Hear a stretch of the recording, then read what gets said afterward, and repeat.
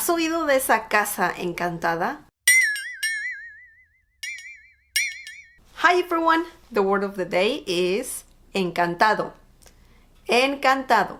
This means delighted, bewitched, or enchanted. And sometimes the meaning is similar to the English word pleasure. Encantado is masculine and encantada is feminine. The plural form is encantados or encantadas. Now let's see a few examples. Estoy encantada de conocerte. Estoy encantada de conocerte. Mi tío está encantado de verme. Mi tío está encantado de verme.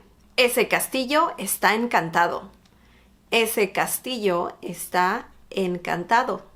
La princesa encantada durmió muchos años. La princesa encantada durmió muchos años.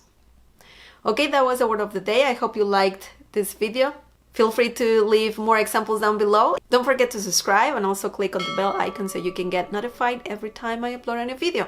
Support this channel by sharing this video with your friends and by giving the thumbs up. Okay, I'll see you next time. Bye!